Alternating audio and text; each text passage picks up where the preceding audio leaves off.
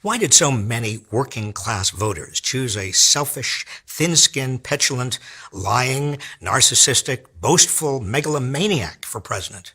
It's important to know because we need to stop more Trumps in the future. They're laughing at us. They're racist. There's nobody that respects women.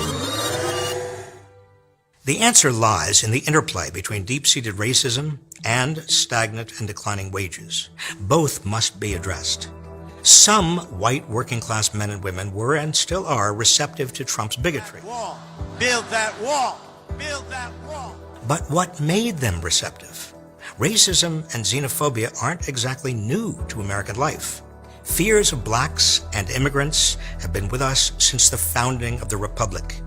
What changed was the economy.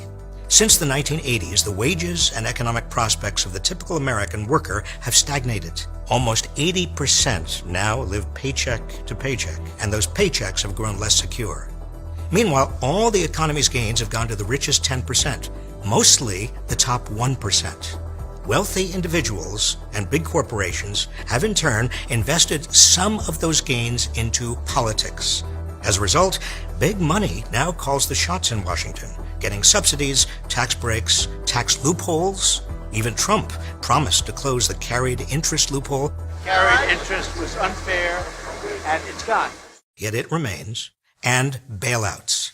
The near meltdown of Wall Street in 2008 caused a recession that cost millions their jobs, homes, and savings, but the street got bailed out, and not a single Wall Street executive went to jail.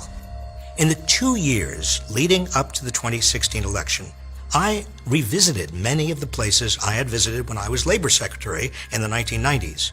People told me the system was rigged against them.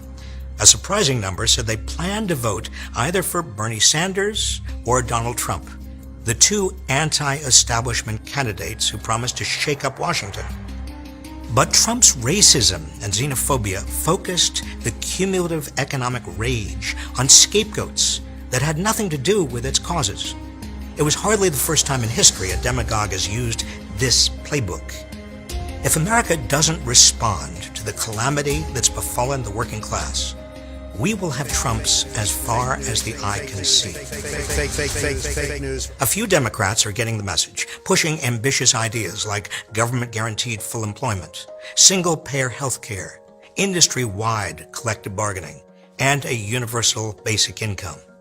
We also need ways to finance these things, such as a carbon tax, a tax on Wall Street trades, and a progressive tax on wealth. To accomplish all this, we have to get big money out of politics.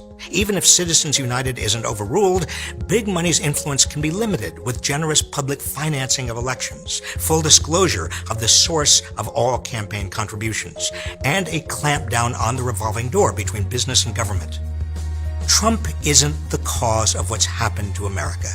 He's the consequence, the product of years of stagnant wages and big money's corruption of our democracy, combined with a long legacy of racism and bigotry.